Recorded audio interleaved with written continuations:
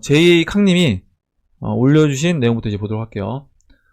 기사를 이제 올려주셨는데, 닥터 둠 루비니 교수는 미국의 이란 공격을 이미 예견했습니다. 2018년도 이제 9월 기사고, 이 9월 기사에 루비니 교수가 이제 한 말을 이렇게 옮겨주셨어요. 읽어보겠습니다. 루비니 교수는 도널드 트럼프 대통령이 경제 위기를 호도하기 위해 지정학적 위기를 조성할 가능성도 있다고 우려했다.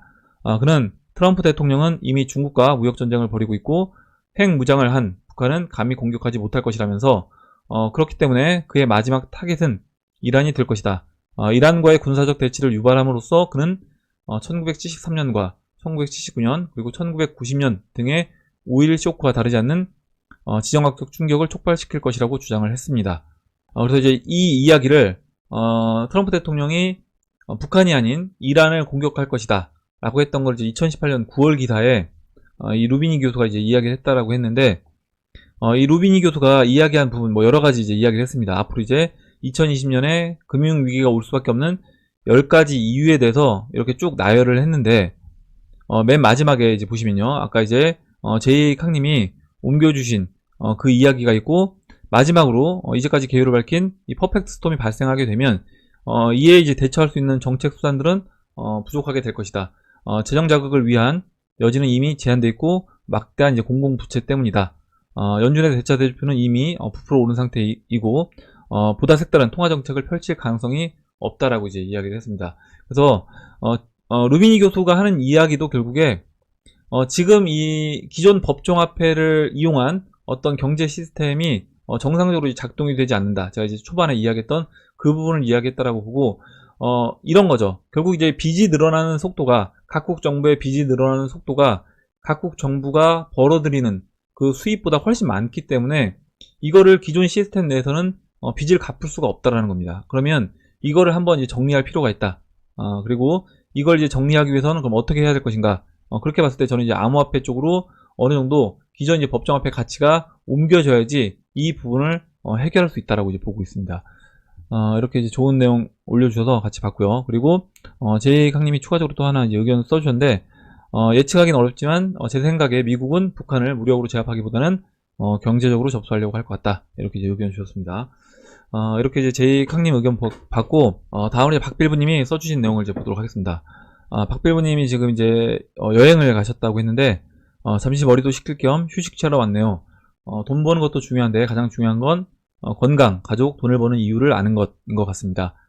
정신 맑게 해서 다시 복귀하도록 할게요. 이렇게 써주셨고, 저도 이제 동일하게 생각을 합니다. 뭐냐면 우리가 이제 돈을 버는 게 진짜 그냥 돈을 버는 목적만 쫓아가면 안 된다라고 보고, 더 중요한 거는 건강이고 그 다음에 또 가족이고 이런 거라고 본다라고 하면, 내가 이제 돈을 버는 그 과정에서 너무 스트레스 받아서 막 몸을 망친다거나 아니면 정신적으로 너무 힘들다거나 이렇게가 되면 안 된다. 그래서 제가 여러분들한테 뭐 레버리지 투자 하지 마시라고 이제 말씀드리는 게 뭐냐면, 돈을 벌 수는 있습니다. 벌 수 있는데 아마 이제 해보신 분들은 아시겠지만 그 마진 거래를 하면 정신적으로 굉장히 이제 스트레스를 많이 받아요. 그래서 이제 하지 마시라고 말씀을 드리는 거고, 어떻게 보면 가장 중요한 거는 이제 마음의 이제 평온입니다. 평온.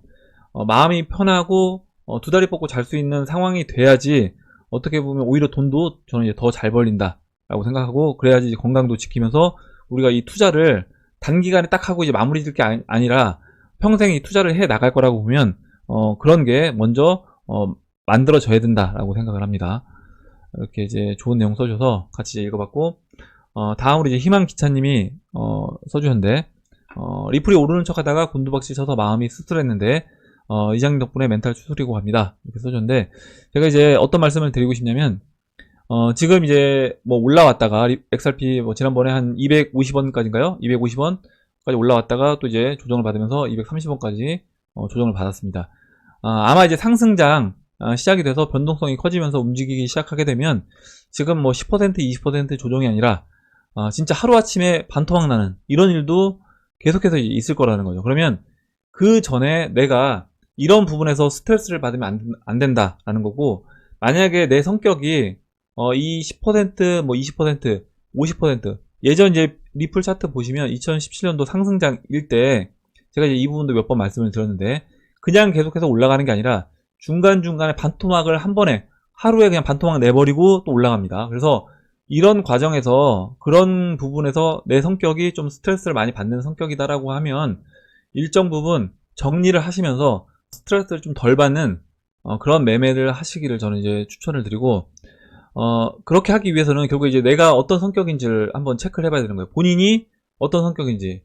만약에 내가 매도를 한 다음에 막 또 올라가면 그걸 못 견디고 다시 쫓아가서 사야 된다라고 하면, 그러면 그 부분은 이제 매도를 하면 안 되는 거겠죠. 그리고 내가 이제 매도를 안 하고 홀딩하고 있는데, 아까 말씀드렸던 것처럼 바로 이제 반토막이 난다. 그리고 이제 내가 그걸 못 견디겠다라고 하면, 그러면 매도를 해 놔야 되는 겁니다. 그래서 그런 부분에서 희망기차님도 본인이 어떤 성격인지 그런 부분 한번 생각해 보시고, 예전 과거에 차트가 어떻게 움직였을 때 내가 스트레스 어떻게 받았는지 그런 부분을 생각해 보신 다음에 최대한 편안한 상태에서 매매를 할 수 있는 그런 포지션을 만드시면서, 앞으로 이제 계획도 미리 이제 세우셔서, 지금 중간중간에 만약에 상승장으로 간다고 하더라도 이 흔드는 과정은 계속 있을 거라는 거죠. 그러면 그때마다 멘탈 흔들리고 스트레스 받고 하면 안 되기 때문에 미리 계획을 세우시고 그 계획대로 진행해 나가신다라고 하면 좋을 것 같아요. 예, 이렇게 이제 말씀드리고, 다음으로 바닷가 별방님이 써주신 내용 보겠습니다. 해킹 당하신 분 정말 속상하시겠네요. 기운 내시고 정말 관리 잘 하시기 바랍니다. 얘기만 들어도 속상해서 댓글 남깁니다. 이렇게 써주셨고, 이제 걱정을 해주셔서 저도 이제 읽어봤고, 여러분들도 제가 이제 그때도 말씀드렸지만 지금 있는 자산들 그 개인 보안 관리를 철저하게 하시길 바랍니다. 그래서 상승장에 우리가 계획했던 대로 매도하는 것도 중요하지만, 그 전에 이렇게 이제 뭐 내가 갖고 있는 자산을 잃는다거나, 아니면 또 이제 뭐 다단계 뭐 스캠 코인 이런 데 돈을 투자해서, 예전에 우리 그때 뭐였죠, 흑우 공모전 할 때 보면 2017년 불장 때 3월 달부터 뭐 7월 달 이 사이에도 굉장히 여러분들이 다단계 코인에 돈 넣으셨다가 돈 못 빼가지고 돈 잃는 경우가 많았기 때문에 지금도 이제 주의를 하시기 바랍니다. 이렇게 이제 말씀드리고, 다음으로 스위트님이 써주신 내용 볼게요. 저는 이제 긴 여행 후에 돌아와 아주 편안한 시간을 보내고 있어요. 여전히 암호화폐는 마이너스 수십 프로의 수익률이지만, 이렇게 H채널에서 이장님과 해밀리와 조만간 올 그날을 기대하고 있습니다. 이렇게 써주는데, 제가 이제 스위트님 글 읽어드린 이유도 사실 이제 그런 이유입니다. 뭐냐면, 지금 이제 이 시장에 참여를 하고 있는데, 이 시장에 참여를 하고 시장 움직임은 동일합니다. 모든 사람한테 동일하게 움직이죠. 근데 그 시장이 흔드는 과정에서 각각 느끼는 거는 다 다르다라는 겁니다. 지금 뭐 작은 흔들림에서도 스트레스 받는 분들 계시고, 또 어떤 분들은 지금 스위트님 같은 경우는 이렇게 편안한 시간을 이제 보내고 있는 분들도 계시다는 거죠. 그래서 가장 중요한 거는 내가 어떻게 내 포지션을 짜서 편안한 이 포지션을 유지하면서 스트레스 좀 덜 받으면서 투자를 해 나갈 수 있을 것인가. 앞으로 우리가 진짜 뭐 이번 달 1년만 딱 투자하고 끝날 게 아니라 평생 투자를 해 나간다라고 하면, 그 평생 투자를 할 때 어떤 식으로 내 마음을 컨트롤할 것인가, 이 부분을 좀 생각해 보시라고 제가 이제 이거 글을 읽어드렸습니다. 이렇게 이제 보고, 다음으로 아모레 진님이 써주신 내용 이제 볼게요. 다음으로 이제 아모레 진님이 역시 트럼프는 전쟁을 원하지 않나 봅니다. 이런 말 한마디에 폭락하는 코인 시장은 기술적 분석의 한계를 여지없이 보여주네요. 앞으로 코인장의 방향은 말 그대로 오리무중. 어차피 오를 거면 또 그들만의 이유를 찾을 것이고, 되돌린다면 더 이상 일하는 상승 재료가 아니라는 상황 종료를 외치겠죠. 주식시장도 마찬가지지만 코인시장은 특히 어렵습니다. 이렇게 써줬고, 킹치시계님이 아직은 투기적 심리가 51%를 차지하는 시장이겠죠. 이렇게 써줬는데, 뭐 이란 이슈 때문에 올라갔다. 그리고 또 이란 이슈가 잠잠해지면서 또 이제 비트코인이 빠졌다. 이렇게 이제 보시는 분들도 계실 건데, 지금 이제 아모레진님이 이야기해 주셨던 것처럼 어차피 이게 방향이 추세가 올라갈 추세다. 그리고 추세가 전환이 됐다라고 하면 또 이제 그들만의 이유를 찾으면서 올라갈 거라고 저도 봅니다. 이렇게 이제 올려주신 의견 봤고요. 다음으로 나라라 핑크돼지님이 요즘 노노를 읽고 계시대요. 그래서 저도 이제 여러분들한테 혹시 이제 어떤 마음의 이런 평정심, 이런 마음의 어떤 평온, 이런 걸 찾고 싶으신 분이 계시다라고 하면 노노를 이제 읽어보시면 저도 이제 좋을 것 같다라고 생각을 해서 한번 이제 읽어드렸고, 이게 노노 같은 경우는 이제 읽을 때마다 또 느낌이, 내가 그 상황에 따라서 또 느낌이 다르기 때문에, 예전에 읽어보셨던 분들도 다시 이제 읽어보시면 또 지금 내가 처한 상황에 따라서 그 느낌이 또 이제 완전히 다를 거라고 보고 있습니다. 이렇게 이제 보고 다음으로 이제 북하기님이 써주신 글을 읽어볼게요. 비록 비트코인이 다시 하락하고 있지만 전쟁과 같은 큰 위기에서는 코인 금이 가장 안전한 자산이라는 것이 증명되었다고 생각합니다. 그리고 상승할 때 추가 매수하는 것이 얼마나 위험한지 다시 한번 알게 되었습니다. 이번 상승 하락을 보면서 단기적으로 접근하면 위험하며 지금부터 5년 이상을 보면서 확신을 가지고 투자해야 한다고 생각합니다. 이렇게 써주셨고, 제가 이제 북하기님이 이야기해 주신 것처럼 올라갈 때 사는 것뿐만 아니라, 물론 내가 이 가격대 밑에서 사겠다라고 하는 건 상관없습니다. 상관없는데 나중에 지금도 저는 이제 크게 문제되진 않는다라고 보는데, 걱정이 되는 건 뭐냐면 지금은 오히려 적은 금액으로 투자하고 무리하게 안 하다가 나중에 이제 올라가서 진짜 비트코인이 2만 달러 전고 좀 넘어가고 막 2만 5천 달러, 3만 달러 이렇게 가게 되면 그때 진짜 10만 달러 간다라고 하면서 그때 오히려 큰 돈을 집어넣거나, 리플도 마찬가지로 전고점 넘었을 때 지금은 오히려 투자를 안 하다가 전고점 넘어가게 되면 그때 진짜 만원 가나 보다 하고 오히려 큰 돈을 넣으시는 분들이 있습니다. 그래서 이런 부분을 미리미리 원래 내가 했던 대로 나는 이 가격대 밑에서 사겠다, 나는 이제 이 가격대 되면 팔겠다, 이런 것들을 계획하신 대로 하시는 게 저는 가장 좋다라고 봅니다. 이렇게 이제 써주신 내용 봤고요. 다음으로 되랑이님이 써주신 내용 이제 읽어보겠습니다. 중간부터 읽어보도록 할게요. 이번 이란과 그 미국 사건에 대해서 이야기를 해주셨는데, 초반에 이번 사건이 큰 무리 없이 흘러갔으나 결코 가볍지는 않은, 향후 어떤 일이 벌어질지는 쉽게 예측할 수 없습니다. 다만 이번 갈등으로 미 증시의 굳건함을 다시 확인시켜주는 동시에 미국인들을 비롯한 증시 투자자들의 광기를 어느 정도 엿볼 수 있는 계기도 되었습니다. 며칠 전 방송한 PD수첩의 내용을 포함하여 이미 수많은 경우의 메시지가 우리나라 부동산 시장에 전해지고 있으나, 불패 신화를 써내려가는 부동산의 모습과 대중의 광기 서린 투자는 미국과 큰 궤를 같이 한다고 보입니다. 대중의 광기가 꺾이는 그 순간 어떤 모습이 펼쳐질지는 암호화폐를 일찌감치 접한 사람들이라면 누구보다 잘 알겠죠. 폭발하는 순간을 견뎌낼 수 있는 만큼의 투자가 이루어져야 하는데, 시장은 이미 그 예상 허용치를 훨씬 넘어간 모습입니다.